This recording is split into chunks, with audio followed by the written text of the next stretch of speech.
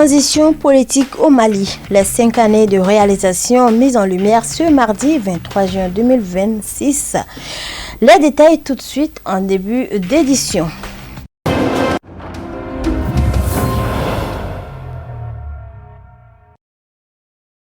En charge de la communication, de l'économie numérique et de la modernisation de l'administration, de la promotion de la femme, de l'enfant et de la famille, de la culture, de l'industrie hôtelière et du tourisme, ainsi que ceux de la jeunesse et des sports chargés de l'instruction civique et de la construction citoyenne ont rencontré les médias et les organisations de la société civile. Cette rencontre visait à présenter les principales réalisations du président de la transition au cours des 5 dernières années. L'événement s'est tenu ce mardi 23 juin 2026 au Centre international de conférence de Bamako. Le compte-rendu est signé Aminata Traoré et Ibrahim Koulibaly. Dans un cadre d'échange et de partage d'informations, plusieurs membres du gouvernement ont animé une rencontre avec les professionnels des médias et les représentants de la société civile. L'objectif de cette rencontre était de présenter les principales réalisations enregistrées sous la conduite du président de la transition au cours des 5 dernières années. Les différents départements ministériels ont mis en lumière les avancées réalisées dans leurs secteurs respectifs, notamment en matière de gouvernance, de promotion des droits des femmes et des enfants, de valorisation du patrimoine culturel ainsi que le développement de la jeunesse et du sport. La transition a donné une nouvelle politique au Mali qui se projette sur une dizaine d'années, sinon plus, et qui a donné naissance à un programme qu'on appelle le programme Mali des droits, qui travaille pour façonner pour la construction du nouveau type de Malien. Ça, ce fut un programme majeur. Et aussi des grandes réformes. L'ordonnance sur la propriété artistique, littéraire et artistique, c'est une avancée spectaculaire parce que ça nous place premier de l'UMOA dans le cadre de la transmission des lois des droits d'auteur au Mali, en Afrique de l'Ouest. Désormais au Mali, les services publics, notamment les ministères, en tout cas les commandes publiques, vont être orientées vers les PME et les PMI. C'est spectaculaire, c'est très fort l'application. Donc ce fut le 4e. Le 5e, c'est la revitalisation culturelle de nos territoires. Ce fut une année légendaire avec plus de 127 projets financés, mais surtout avec des projets phares comme Sigida d'État, dont on a lancé les phases préparatoires des phases pilotes. Sigida d'État, c'est des programmes dans les régions qui valorisent le patrimoine en soutenant la petite entreprise pour faire en sorte que nos artisans, les cordonniers, les tisserands puissent définitivement vivre de leur art. Face aux médias et aux représentants de la société civile, les ministres ont réaffirmé l'engagement des autorités à poursuivre les réformes engagées et à consolider les acquis de la transition. Ils ont également insisté sur la nécessité d'une participation citoyenne accrue pour accompagner les efforts de développement et de stabilisation du pays. Le travail de la communication, on ne le voit pas, mais il est partout, parce que la communication est dans tous les ministères. Depuis l'arrivée du président Assimi Goïta au pouvoir, c'est la réservation de l'exclusivité des informations maliennes au Mali. Aujourd'hui, on a repris nous-mêmes le narratif du Mali. L'agence qui est chargée de l'informatisation de l'administration, nous avons fait également développer et déployer au fil des citoyens et des entreprises beaucoup d'activités. Nous avons fait un certificat de nationalité. Aujourd'hui, le président de la République travaille nuit et jour pour qu'on crée l'ANSI. L'ANSI, c'est l'Agence nationale de sécurisation des systèmes d'information. Pour les invités, cette rencontre marque une étape importante dans la communication gouvernementale autour du bilan de la transition. Elle témoigne également de la volonté des autorités de rapprocher davantage l'action publique des citoyens. Nous avons trouvé que l'exercice devrait se tenir et que c'est un exercice qui est d'une haute portée. Ça permet non seulement à la population de savoir ce qui a été fait par chacun de ces départements et quelles sont également les perspectives. Et in fine, on se rend compte que cette initiative mérite d'être perpétuée afin de pouvoir informer en temps réel l'ensemble de la population malienne et en tout cas de faire en sorte que l'information ne soit plus alors une denrée rare, que ça ne soit plus l'apanage en tout cas des seuls professionnels du média et que la population malienne sache à partir de ces informations-là qu'est-ce qui est fait et qu'est-ce qui est prévu pour les années à venir. Nous les artisans, nous avons bénéficié de plusieurs donations et des appuis multiformes, à commencer par le fonds Covid. En son temps, nous avons bénéficié, le secteur de l'artisanat précisément, de 280 millions, dont 781 personnes ont bénéficié. Chacun a eu à peu près 360 000 francs. Ensuite, pendant l'année de la culture, nous avons bénéficié des panneaux 300 kits solaires. Nous avons eu 1500 kits alimentaires. Nous avons eu également une lettre en faveur des artisans. Une lettre qui demande à tous les départements ministériels de dépenser 100 millions pour la production nationale. Quand je dis production nationale, il s'agit des artisans et même des industries maliennes. Ça, c'est à saluer. Tous les départements doivent réserver 100 millions pour la consommation locale. Bon, c'est le lieu de remercier les plus hautes autorités, au nom de tous les artisans du Mali, de dire au président de la transition merci. Auparavant, l'hymne national du Mali, interprété par l'ensemble instrumental du Mali, avait donné le ton de la cérémonie. Par ailleurs, le Mali accueille la deuxième revue nationale du projet Classroom to Care, une initiative visant à améliorer la formation des sages-femmes et des infirmiers pour renforcer l'accès aux soins de santé maternelle et infantile. L'atelier ouvert ce mardi 23 juin 2026 à Bamako est organisé par l'ONG internationale Intra-Health. La cérémonie d'ouverture était présidée par le représentant du ministre de l'Enseignement supérieur et de la recherche scientifique, en présence du représentant du ministre de la Santé et du Développement social, du directeur pays d'Intra-Health Mali et de plusieurs invités de marque. Madiha Wakebe et Abdoulaye Sougoudou pour le compte rendu. Renforcer la formation initiale des sages-femmes et des infirmiers, améliorer les soins de santé maternelle et infantile et accroître le nombre de personnels qualifiés au service des populations des zones mal desservies, tels sont les principaux objectifs du projet Classroom to Care mis en œuvre au Mali, au Sénégal et au Niger. Cette deuxième revue nationale constitue une étape importante pour faire le bilan des 4 années d'exécution du projet au Mali, à l'heure où celui-ci approche de sa phase finale. Pour le directeur pays d'Intra-Health Mali, cette rencontre permettra d'évaluer les acquis, les défis et les perspectives du programme. Donc ce projet Classroom to Care, nous sommes dans la 5e année maintenant. Il nous reste 6 mois avant la fin.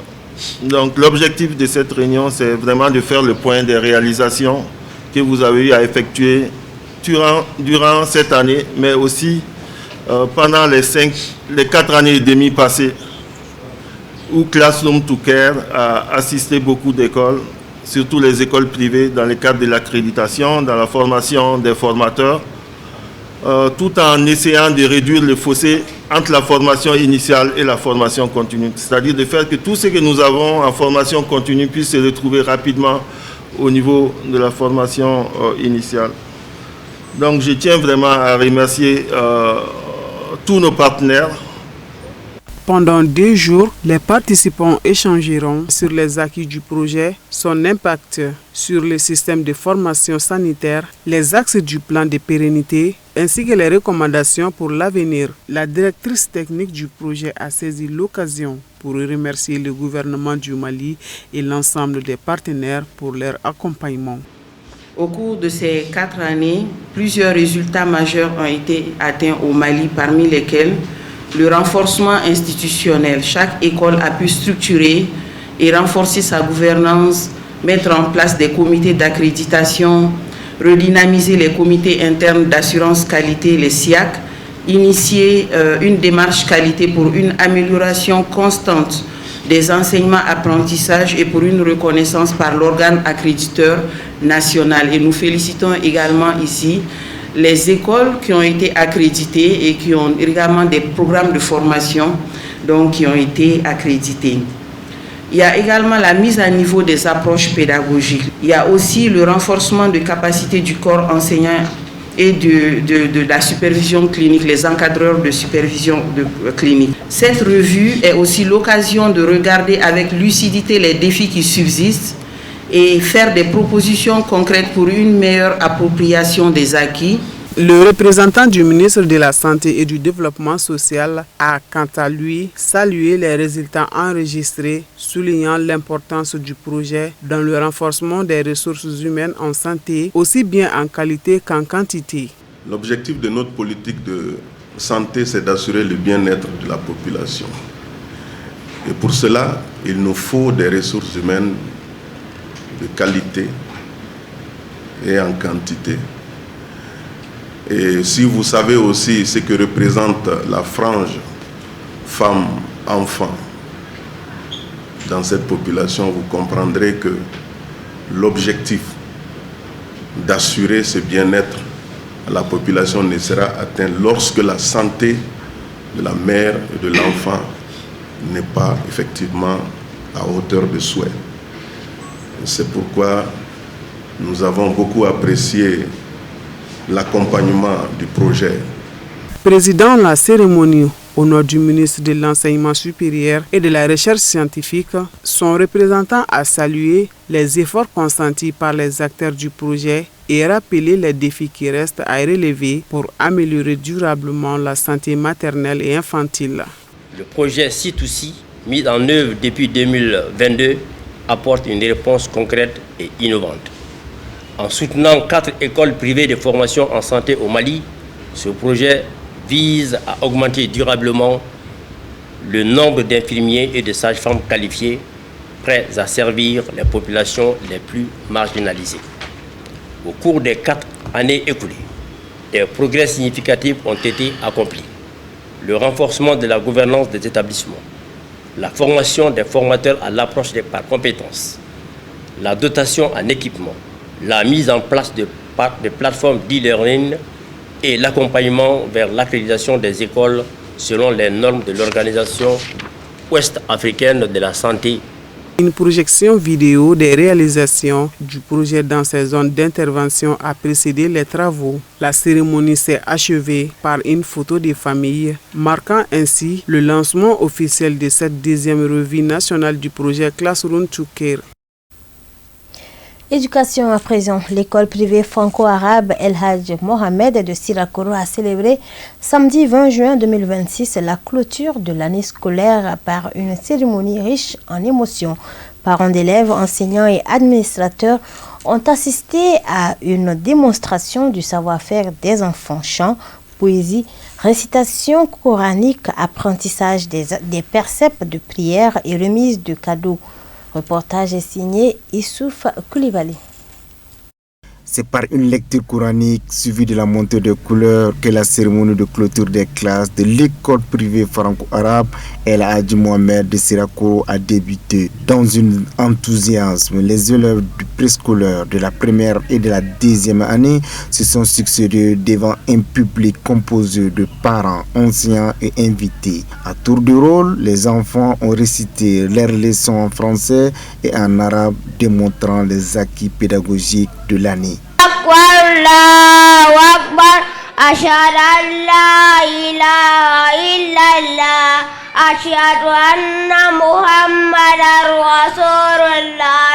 Cette prière est effectuée lorsque le soleil s'incline au beau milieu. Ça détend le cœur du croyant avant de reprendre ses activités. Les différents intervenants, visiblement émus et impressionnés par les performances des apprenants, ont salué l'engagement du corps enseignant. C'est vraiment bien organisé. Après ce que j'ai vu, je peux dire aussi, ici les élèves auront une bonne formation. Parce que ce qu'ils viennent de montrer ici, cela veut dire que leur notion de base est au top. Donc je tiens vraiment à féliciter le propriétaire de cet établissement de continuer toujours à se donner au fond pour l'amélioration des enseignements ici. Donc je tiens aussi à remercier les personnels enseignants qui travaillent ici dans cet établissement. Ils méritent vraiment un accompagnement. En écoutant l'intervention des différents élèves, donc je suis vraiment content.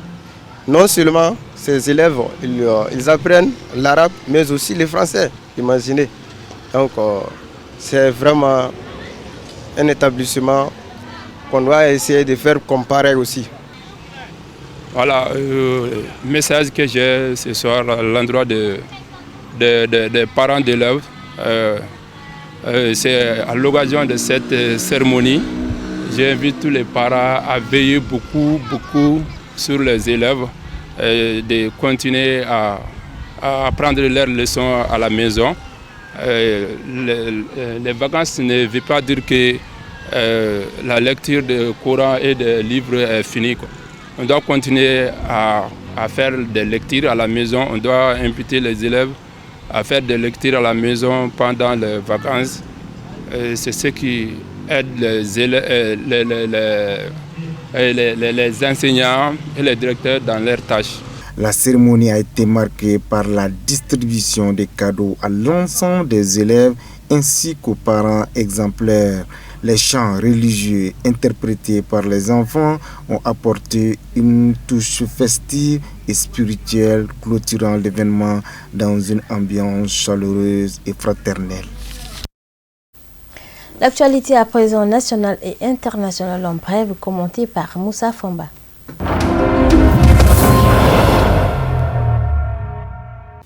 Le gouvernement burkinabé a convoqué ce lundi 22 juin l'ambassadeur de l'Union européenne au Burkina Faso, Philippe Bronchin, pour protester contre une résolution adoptée le 17 juin par le Parlement européen sur la situation des libertés fondamentales et de la lutte contre le terrorisme dans le pays. Les autorités d'Ouagadougou dénoncent un texte fondé sur des informations qu'elles jugent erronées et y voient une ingérence dans les affaires intérieures du Burkina Faso. Par la voix du ministre des Affaires étrangères, Karamogo Jean-Marie Traoré, le Burkina Faso a exprimé son mécontentement à l'égard de la résolution votée par le Parlement européen le 17 juin 2026. À l'issue de la rencontre avec le chef de la délégation de l'Union européenne, le ministre a déclaré avoir tenu à faire part de la désapprobation, de la déception et surtout du dégoût suscité par ce texte. Le chef de la diplomatie burkinabé a qualifié la résolution de document reposant sur un tissu d'informations totalement erroné et ajoute qu'elle ne reflète ni les réalités du terrain, ni les efforts consentis par le Burkina Faso, le Mali et le Niger, réunis au sein de la Confédération des États du Sahel AES, dans la lutte contre le terrorisme. Le ministre a également dénoncé ce qu'il considère comme une attitude de mépris de la part du Parlement européen, accusé d'ignorer les sacrifices des forces de défense et de sécurité, ainsi que les politiques mises en œuvre par les autorités burkinabées pour faire face à l'insécurité.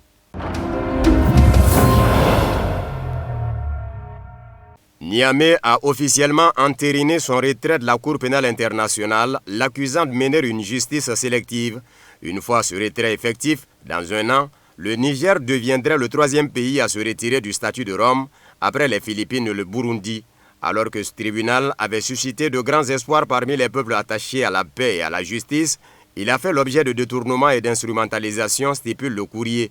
Une demande dont a pris acte le secrétaire général de l'ONU, précisant dans un courrier daté du 22 juin que ce retrait prendra effet le 18 juin 2027, soit un an après la date de réception de la notification, conformément au règlement. En septembre 2025, dans une volonté d'affirmer pleinement leur souveraineté, les autorités nigériennes, maliennes et burkinabées avaient prévenu d'un possible retrait de la CPI, fustigeant une justice sélective et instrument de répression néocoloniale aux mains de l'impérialisme. La CPI s'est montrée incapable de prendre en charge et de juger des crimes de guerre, des crimes contre l'humanité, des crimes de génocide et des crimes d'agression avérés, avaient dénoncé les États de l'AES dans un communiqué commun. Avant le Niger, les Philippines et le Burundi se sont retirés de la CPI. La tension monte d'un cran entre la Conférence épiscopale nationale du Congo (CENCO) et la majorité présidentielle en RDC. Accusée par l'Union sacrée de la nation d'avoir posé un acte de subversion à travers sa récente déclaration sur la situation du pays, l'Église catholique congolaise a choisi de répondre avec fermeté. Son secrétaire général, Monseigneur Donatien Chollet, a rejeté ces accusations qu'il qualifie d'actes de diversion, destiné à détourner l'attention des véritables urgences auxquelles fait face le pays. Invité mardi soir d'un Space Live animé par le Stanis Boujakera Chamala, Monseigneur Donatien Chollet n'a pas caché son indignation. Dès les premières minutes de son intervention, il a dit avoir ressenti un sentiment de pitié à la lecture du communiqué de l'Union sacrée. Pour lui, les responsables politiques devraient concentrer leurs efforts sur les drames qui frappent les populations plutôt que sur une polémique avec les évêques. L'Union sacrée avait dénoncé un texte porté, selon elle, par quelques évêques et susceptible d'alimenter l'instabilité. Une affirmation que Monseigneur Chollet juge trompeuse. Il rappelle que la déclaration a été adoptée à l'unanimité des prélats présents. Sur la révision de la Constitution, Monseigneur Chollet a exprimé de vives préoccupations. Il s'interroge notamment sur la possibilité d'organiser un référendum national pendant que certaines zones du Nord Kivu et du Sud Kivu échappent toujours au contrôle effectif de l'État en raison de l'occupation de territoires par l'AFC M23. Itamar Ben-Gvir rejette tout cessez-le-feu et appelle à poursuivre les opérations au Liban. Le ministre israélien de la Sécurité nationale a multiplié les déclarations offensives contre Beyrouth et contre toute limitation militaire. Ces propos compliquent les efforts diplomatiques en cours autour du front libanais. Lors de la réunion hebdomadaire de son groupe parlementaire à la Knesset, le responsable israélien a exhorté le Premier ministre Benjamin Netanyahou à ne pas s'engager dans un accord de paix soutenu par les États-Unis. Netanyahou doit aller voir le président Trump et lui dire « Nous ne pouvons pas honorer cet accord », a-t-il déclaré, estimant qu'Israël ne devrait accepter aucune limitation de son action militaire. Le ministre a également défendu une logique de riposte sans retenue. Notre riposte doit être totale, a-t-il affirmé, ajoutant que la sécurité israélienne constituait sa ligne rouge. Dans une autre déclaration particulièrement polémique, il a estimé que même si 1000 mères libanaises versent des larmes, nous devons continuer assumant une position de fermeté absolue malgré les appels internationaux à la désescalade. Intervenant ensuite sur une chaîne israélienne, Ben-Gvir a encore durci son discours en déclarant que tout le Liban devait devenir le terrain de jeu d'Israël, rejetant toute distinction entre le Hezbollah et le reste du territoire libanais. Il a également menacé Beyrouth en affirmant que si Israël n'est pas sûr, Beyrouth ressemblera à Beit Hanoun, en référence aux destructions observées dans le nord de Gaza.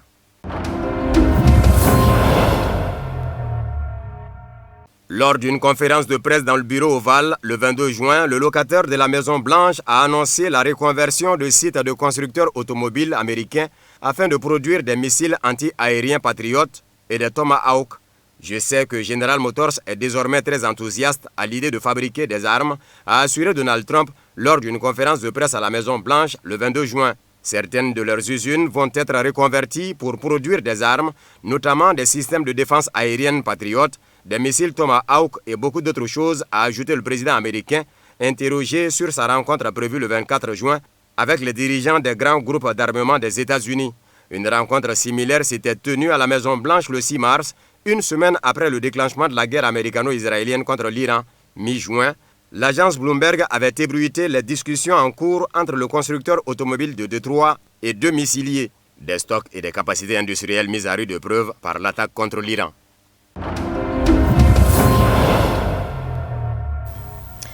C'est tout pour ce journal. Merci à tous de l'avoir suivi. À 20h30, de trouver la version en Mamanakan avec Amadou Kamara. Très belle soirée en compagnie de nos programmes.